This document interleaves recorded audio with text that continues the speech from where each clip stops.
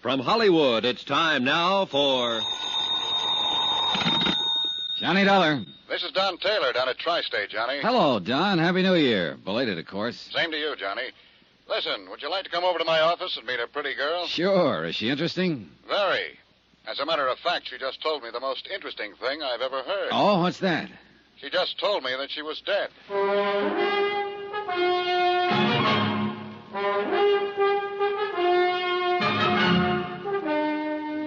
Tonight and every weekday night, Bob Bailey in the transcribed adventures of the man with the action-packed expense account, America's fabulous freelance insurance investigator. Yours truly, Johnny Dollar.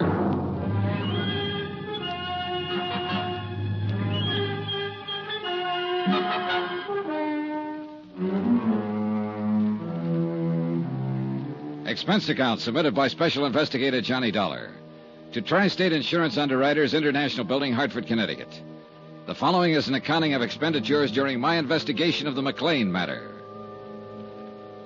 Expense account item one, $1, cab fare to the International Building in Don Taylor's office. He was sitting behind his desk when I walked in, talking to a tall, dark-haired girl in her late 20s who was standing casually looking out the window at the street below. She was pretty, she was quiet, and she was well-dressed. Hello, Johnny. Thanks for coming right over. I'd like to have you meet Mrs. McClain. How do you do? Hello. Sit down, Johnny. Make yourself comfortable. Take my desk. Huh? Where are you going? I'm going to let Mrs. McClain talk to you alone. She has a most unusual story. Yeah, something about being dead, isn't that what you said? Yes. Something about being dead. Mrs. McClain, Mr. Dollar will be handling this matter for Tri-State. I wish you'd tell him exactly what you've just told me. Ring the buzzer when you're through, Johnny. Oh, sure. Would you like to sit down? He thinks I'm crazy. That's what he thinks. Well, isn't it? Well, I doubt that. Well, sit down. Let's talk it over. Of course he does. It's the first I've told it to anybody. It's fantastic. What'd he say your name was? Johnny Dollar. Dollar. What do you do? I'm an insurance investigator. Oh. For him? For anybody who hires me. Here. Try one of these, Mrs. McClain. Thank you. I suppose I'll be put in jail, don't you? Look, Mrs. McClain, why don't you try to tell me some of the facts about, about whatever it is. The facts are, I'm legally dead, Mr. Dollar. And my husband collected on my insurance policy. Mm-hmm. When did all this happen? 2 years ago in Los Angeles.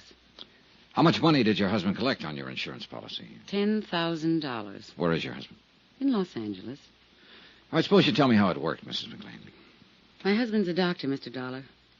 His name's Dave McClain. One night he had a patient come in, a girl. Well, she was in pretty bad shape. She'd been drinking somewhere, and she just came in off the street. Saw his shingle outside the office. I was there helping Dave as a receptionist. Oh?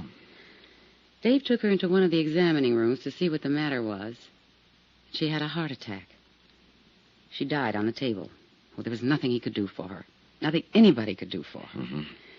She died on the table, and then what? Well, Dave came out and told me what had happened. We looked in her purse to find out who she was and where she lived. There wasn't anything but an address in Jersey City. No Los Angeles address? No. Her name was Teresa Corbett. She was from Jersey City, and that's all. Then what? Well, Dave called long distance to the place in Jersey City. It was an apartment. He talked to the manager there. I see. Go on. Well, Dave didn't say anything about Teresa Corbett being dead. He didn't have a chance, really. The manager was very upset. He told Dave that Teresa's mother had died very suddenly 2 days before. He said he'd been trying to locate her there in Los Angeles. Well, he was very frantic. Well, go on. It was just one of those crazy things. The apartment house manager was just about out of his mind. Teresa's mother had died in one of his apartments on his premises. He himself had assumed responsibility for the body. He didn't know what to do about a funeral or anything else. He told Dave that Teresa was all the old woman had in the world. Nobody else. And Teresa Corbett was dead in your office at the time? Yes. Well, Dave hung up. I didn't know what he was thinking at first, and then he said to me, "We're in luck." Hmm. asked him what he meant by that, and he said that the girl who had died in our office didn't have anyone in the world and no one would know the difference. Then he told me we'd use her body. Just like that, huh? Yeah, just like that. He said it was the chance of a lifetime. Well, go on. Well, Dave called up Dr. Reed. He had an office across the hall from Dave. We waited a while, and then I hid when Dr. Reed came in. Dave told him that I had had a heart attack. He took him back in the examining room and showed him the body of Teresa Corbett and told Dr. Reed it was me. It was awful. How do you mean? Well, I mean, I hid there in the back office and listened to them talk. They tried oxygen on the girl and shots and everything else. But it was too late. Dave knew it was too late. But, well, Dr. Reed signed my death certificate. 2 days later, they buried Teresa Corbett under my name. And then what did you do? Well, I took a hotel room that first night, and then I went down to Palm Springs. Dave said he'd meet me there. Oh, wait a minute. Dr. Reed had the office across from your husband's? Yes. Well, didn't this Dr. Reed know you? Hadn't he seen you around? You said you were acting as a receptionist for your husband. I'd never met Dr. Reed. He was just new. Okay. So you went to Palm Springs? Yes. After the funeral, Dave came down, and he said I'd have to disappear for a while to give him the time to collect the insurance money and straighten out some things. He collected the money? Yes. Yes, he did. All of it. Then what happened? I came to New York to live. Dave was going to close his practice in Los Angeles and come to New York, and we'd be together again. He never met me in New York. Do you know why he never met you in New York? No. Did he write to you? Yes, for a while. For about 3 months after I left. He wrote me once or twice a week and said that he'd be in New York any day. And then he stopped writing. Do you have any of those letters? No. No, I'm sorry, I don't. Do you know why he stopped writing to you? No. I have no way of finding out. I couldn't call anyone in Los Angeles and ask them to look into it for me, could I? Tell me, what is it you feel now, Mrs. McClain? What? Well, just what is it you want us to do? Well, I don't know. What do you do in a case like this? I've never had a case like this.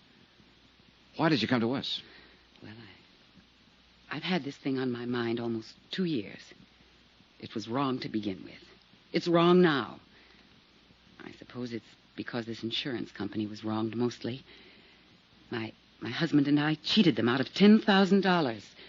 At least my husband did. What about this Dr. Reed? Well, he didn't have anything to do with it. I mean, he just signed the death certificate, but he didn't know the You difference. sure about that? Quite sure about that. I don't want to get anyone into trouble. I mean anyone. Including Dr. Reed. Yes. Well, I know how fantastic all of this must sound, but it's the truth. Do you think I'm crazy? You don't look crazy to me. What's the saying? What's saying? Oh, something about how you can leave home, but eventually you have to come back to count the spoons. I guess that's what I'm doing now, telling you all this. Mm-hmm. It's good to tell it to someone after all this time. Did you get any of the insurance money, Mrs. McClain? Not a dime. Were you supposed to? I suppose so, yes. If Dave had met me. Would you say the whole thing was his idea? Yes. Yes, I would. I didn't know what he had in mind that night after he hung up the phone. You've been living in New York for the last couple of years since it happened, is that right? Yes. 2257th Street. Apartment 23. What have you been doing? How do you live? I've been working. I took a job in a medical lab. Under your own name? No. I used the name of Patricia Kennedy. Is there any way you can prove you're actually Doris McClain? I could in Los Angeles. How? Well, people there know me. Friends I've had all my life. Were you ever fingerprinted there? No, I don't think so. During the war, did you work in a defense plant, maybe? No. How about a California driver's license? I don't drive, no. Would you be willing to furnish me with a list of names of people who might be able to identify you? People in Los Angeles? Yeah, sure, anywhere. Well, yes, I would, if it's necessary. It's necessary. Don't you believe me? All of this has to be checked, Mrs. McClain. Now, what was the reason for trying to cheat the insurance company? Well, Dave was badly in debt. He needed so many things that... Well, it seemed a good way to get them without too much trouble. You mean burying a girl named Teresa Corbett under your name? Yes. A girl without any family anywhere, with a mother who died 2 days before. Yes. Very few people in this world are without somebody, somewhere, Mrs. McClain. Teresa Corbett didn't have anybody, Mr. Dollar. I know that. Do you know any more about her than what the apartment house manager said on the telephone to your husband? No. Do you remember the name of the apartment house manager in Jersey City? No. The address? No. Is there anything else you'd like to tell me about all this? Well, I can't think of anything. No. Before I ask Mr. Taylor to come back in here, I want to ask you again, why did you come to the insurance company? What? Why did you come here to Hartford to the insurance company? You asked me that once, and I told you. The insurance company were the people that were wrong. Now, look, obviously you've been living and working in New York and getting along. No one knows anything about this. There was no need for anyone to know anything about it. No need for us to know about it. Now, you'll pardon me, but you don't seem like the type of person who wakes up one morning with a big pain in the conscience. Not at all. Now, you sat here and told me about your husband, how your husband thought of the idea, how your husband hung up the phone, how your husband called in a Dr. Reed to sign a death certificate, how your husband handled every detail, all of it. Not you, Mrs. McClain, your husband. He's the one you want us to get, isn't he? Yes. He didn't have to meet me in New York once he got his hands on that money. He didn't have to do anything about me. I was dead on paper, and I couldn't go back. I buy a Los Angeles newspaper now and then, and I saw a notice yesterday that he's going to get married again. I see. But I'm still his wife. He tricked me. You helped him to do it. Who's he going to marry there? I didn't recognize her name. How old are you? I'll be 30 next June. I'm going to ask you something else, Mrs. McClain. Have you ever been in trouble before? No. Well, you're in trouble now, if all this is true. Well, it is true. Now, Would you be willing to you... sign a statement in front of witnesses containing all the information you've given me here today? Yes. Yes, I would. Okay. Yeah, Johnny? You can phone your legal department, Don. Mrs. McClain is willing to make a statement regarding this whole matter. All right. Mrs. McClain, you can make your statement in front of Mr. Taylor and whatever witnesses he wants to use. I'll see you in about an hour or so, Don. Good. You're all through with me? No, there's one more thing, Mrs. McClain. You realize that if what you've told me is true, both you and your husband will be criminally charged? Well, yes. Yes, I realize that. Oh, Johnny, for heaven's sake, you're trying to scare us. I just wanted that part understood. I'll see you. Johnny, wait a minute. Don't worry. I'll be around. Plenty.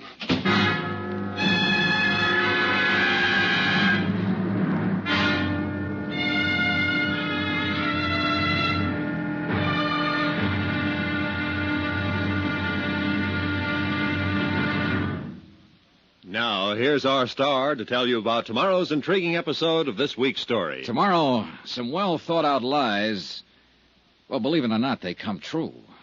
Join us, won't you? Yours truly, Johnny Dollar.